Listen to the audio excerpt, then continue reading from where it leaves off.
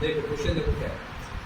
5 pencils and 7 pens together cost 50 rupees, whereas 7 pencils and 5 pens together cost 46 rupees. Find the cost of one pencil, that of one pen. एक pen और एक pencil की cost बतानी है, लेकिन graphical method से। ठीक, तो यहाँ पर कंडीशन जो दे रखी है उसके अकॉर्डिंग हम पहले दो इक्वेशन फॉर्म करेंगे और उसके बाद ग्राफ प्लॉट करेंगे। तो let cost of one pencil is x and cost of one pen is y. Let the cost of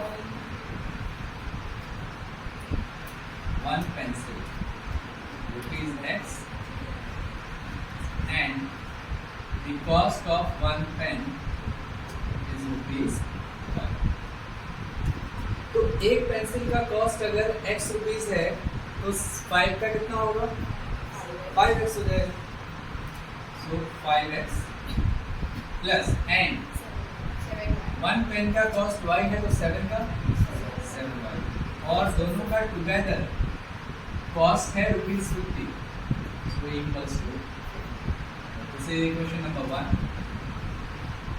similar इसी तरीके से 7 पेंसिल्स का कॉस्ट 7x, 5 पेन्स का प्लस 5y और टुगेदर कॉस्ट है इसका 46 rupees, this is equation number 6। अब यहाँ से हम क्या करते हैं, 7y इज इक्वल्स टू, इसको राइट साइड लेके जाते हैं, सो 50 माइनस 5x हो गया, so y equals to 50 minus 5x upon 7। तो प्रोबेबिलिटी से टेबल फॉर्म करें।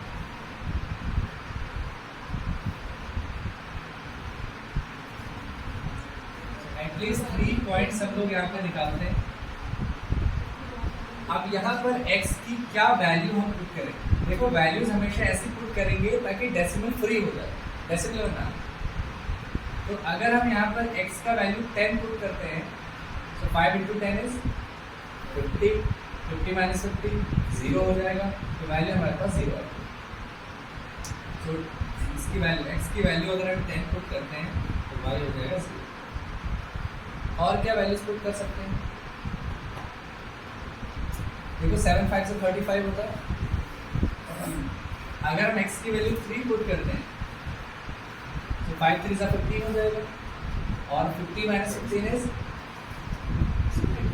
35, तो 7 5 से 35 हो जाएगा। यही बात क्लियर है। अच्छा, और क्या हो सकता है, यूनिट प्लेस पे देखो 5 आना चाहिए, और क्या पॉसिबिलिटी है,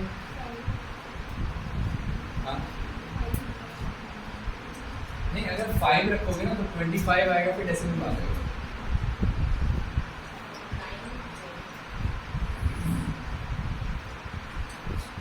और सोचो,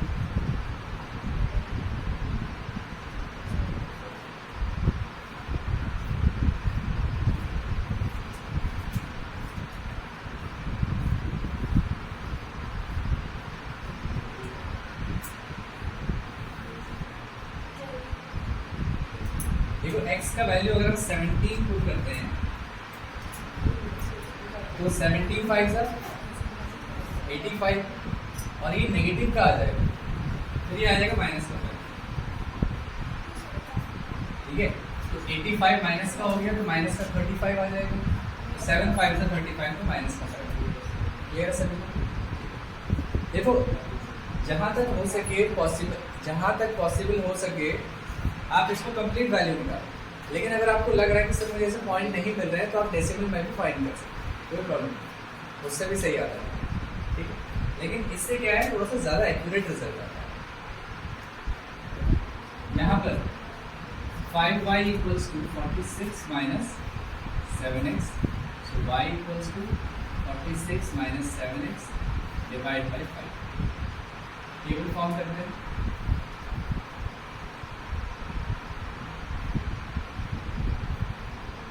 x y,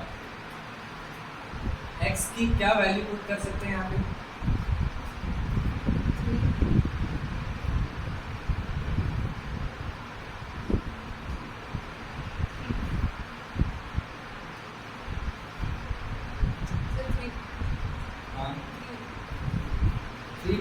पे कितना आ रहा है, x की वैल्यू अगर 3 पुट कर रहे हैं तो ये 21 हो जा रहा है, और 46 माइनस 21 इज 25, और तो वैल्यू कितनी हो जाएगी, 5 हो जाएगी। और अगर हम 5 पुट करते हैं, 7 5 से 35, नहीं उससे नहीं होगा। अच्छा अगर हम 8 पुट करते हैं, 7 8 से 56, ठीक है, 56 में से 46 गया तो माइनस का 10, और 5 2 से माइनस का 2 हो जाएगा, ठीक है। और बताओ,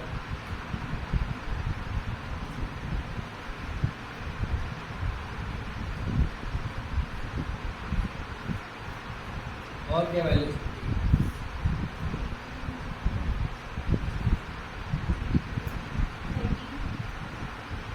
13 नहीं, 13 नहीं, एक मिनट, हाँ 13 हो सकता है ना। अगर हम 13 पुट करते हैं तो 91 आएगा, तो माइनस 91 और 46 से कितना हो जाएगा, 5, और ये हो जाएगा 4, है ना। तो माइनस का 45, तो कितना पुट किया था, 13 पे वैल्यू आ जाएगी, और 45 कितने टाइम से आएगा,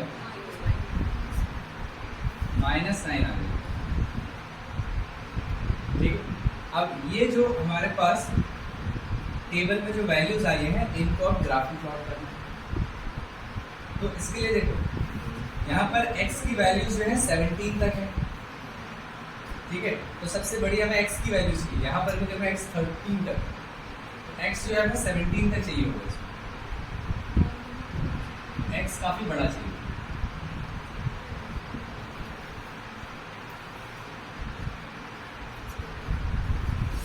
तो हम लोग थोड़ा सा पास पॉइंट को लेंगे, 1 2 3 4 5 6 7 8 9 10 11 12 13 14 15 16 17 18 19 1 5 6 7 8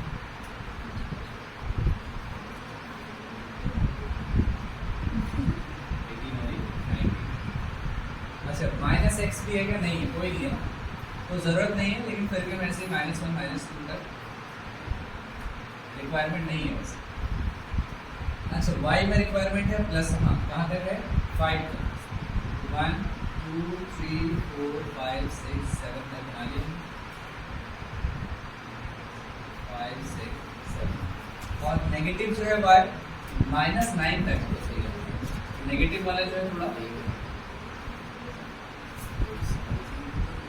बड़ा लेना पड़ेगा, 1 2 3 4 5 6 7 8 9 10 तक।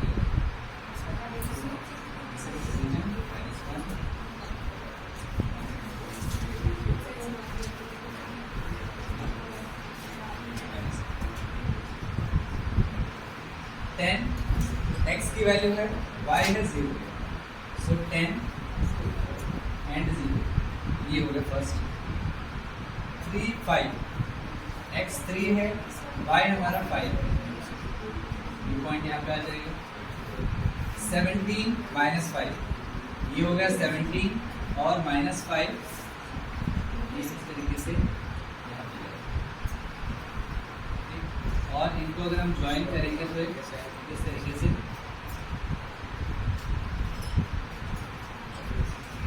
एक स्ट्रेट लाइन। सेकेंड वाले टेबल में 3 5, x में 3 है, y में 5, इसी पॉइंट पर देखो, सुनो इधर, अगर ये सेम पॉइंट पर अगर आ रहा है तो इसको डबल सर्कल दिखा देते हैं, ये 8 -2, तो 8 एंड -2 यहाँ पर आ गया, 13 एंड -9, ये हो गया 13 एंड -9, यहाँ पर आ गया 13 एंड -, तो ये पॉइंट कुछ इस तरीके से। तो यहाँ जब जो पॉइंट आए हैं 3, ये जो दोनों लाइंस है 3, 5 पर इंटरसेक्ट कर रहे हैं, और हमने x किसको लिया था, cost of 1 pencil, therefore cost of 1 pencil कितना हो गया, cost of 1 pencil is ₹3 and cost of 1 pen cost of one pen कितना हो गया 5। क्या ये सबको समझ में आया? ओके।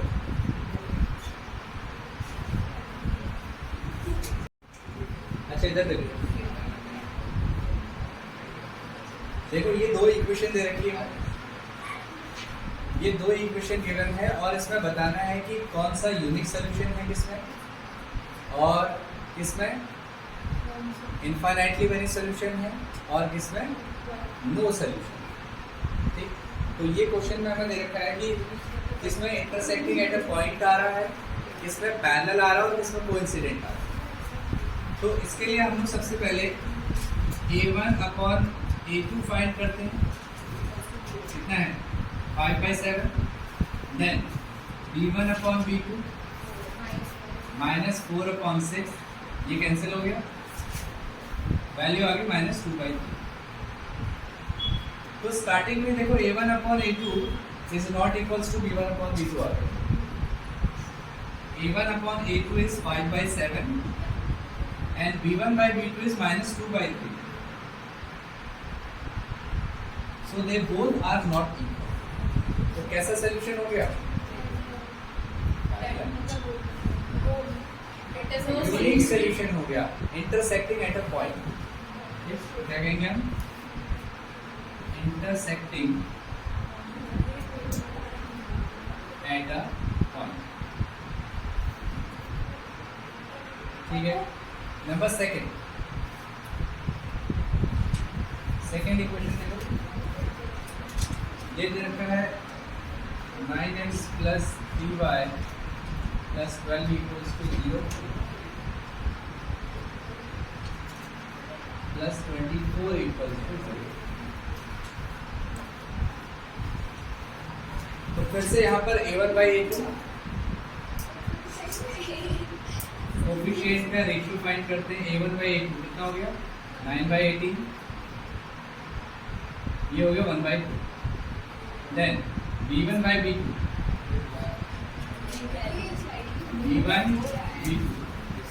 3/6, ये भी 1/2 हो गया।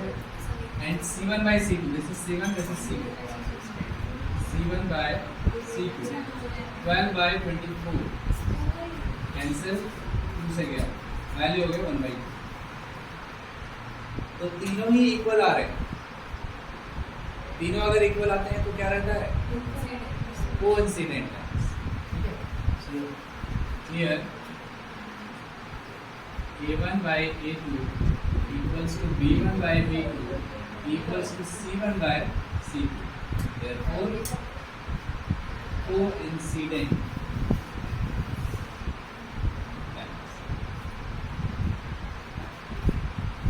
चलो थर्ड पार्ट भी देखते हैं इसका। देखो थर्ड पार्ट में दे रखा है 6x - 3y + 10 = 0,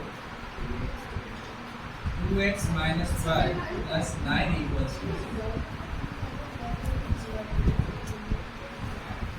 तो सबसे पहले रेशियोज A1/A2, ये हो गया 6/2, कैंसिल हो गया, वैल्यू हो गई 3। Then B1/B2 -3/-1 कैंसिल, वैल्यू होगी 3। तो A1/A2 B1/B2 दोनों इक्वल आ गए। अब C1/C2 भी चेक करना पड़ेगा। C1/C2 10/9, ये दोनों इक्वल हैं बट ये इक्वल नहीं। Here A1/A2 equals to B1/B2 not equals to C1/C2। Therefore कैसा हो जाएगा? Parallel lines. पैरेलल। क्लियर है सभी को? नोट करो।